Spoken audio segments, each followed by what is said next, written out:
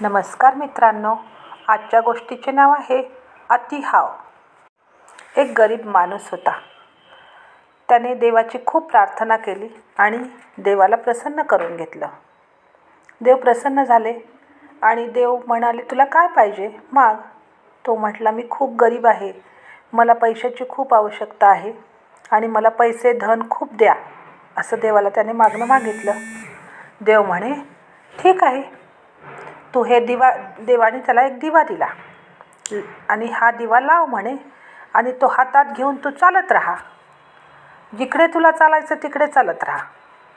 मग ज्या ठिकाणी तो दिवा विझेल त्या ठिकाणी खोदकाम कर आणि खोदल्यानंतर जे तुला सापडेल ते तू घे. ठीक आहे म्हटला. तो घरी आला, त्याने तो दिवा पेटवला आणि तो दिवा हातात घेऊन निघाला. खूप दूरवर गेल्यानंतर तो दिवा विझल्यानंतर तो खाली ठेवून त्याने खोदकाम करायला सुरुवात केली. खूप खोदल्यानंतर त्याला चांदीची खाण लागली, पूर्ण चांदीच चांदी आतमध्ये. तो खूप खुश झाला. वरे आला खड्ड्याच्या बाहेर आणि म्हटला, अरे एवढी चांदी आपल्याला मिळाली आहे, आपण अजून एकदा प्रयत्न करून तो दिवा लावून परत चालत राहिलो तर अजून छान मिळेल आपल्याला.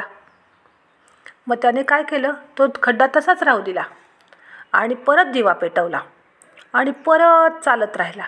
खूप चालल्यानंतर परत दिवा विझल्यानंतर त्याने तिथे परत खोदकाम केलं. खोदकाम खूप खोदल्यानंतर त्याला सोन्याची खाण लागली. अरे वा, खूप खुश झाला.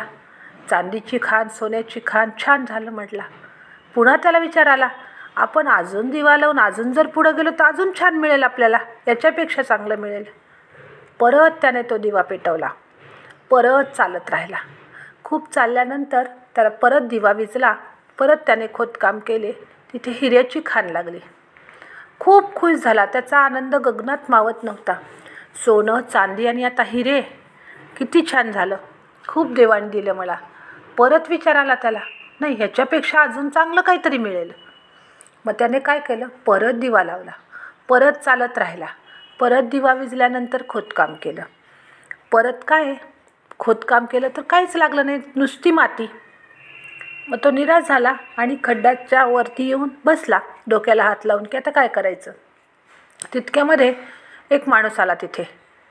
त्याच्या डोक्यावरती एक चक्र फिरत होतं, सारखं कंटिन्यू चक्र फिरायचं.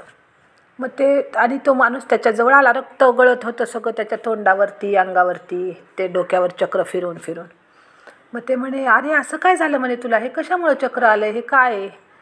ते म्हणे, मी तुझ्यासारखाच लोभी होतो म्हणे, मला पण देवाने असा दिवा दिला होता आणि असंच मी 2-3 खाणी लागल्या मला, तरी पण माझी हाव कमी होत नव्हती.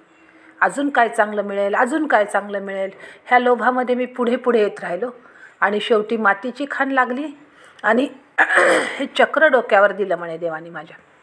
मी तेव्हापासून असंच फिरत होतो आणि दुसरा लोभी माणूस येऊन मला विचारेपर्यंत माझ्या डोक्यावरचं चक्र निघणार नव्हतं. आता माझ्या डोक्यावरचं चक्र निघून तुझ्या डोक्यावर येईल आणि मी मुक्त होईल. अरे म्हणे, डोक्याला हात लावून घेतला, इतकं चांगलं देवाने दिलं होतं मला, पण त्याची किंमत मी केली नाही आणि नाही ती हाव करत बसलो. म्हणून मित्रांनो, जास्त हाव कधी करायची नाही बरं का. लाईक करा आणि सबस्क्राईब करा. धन्यवाद.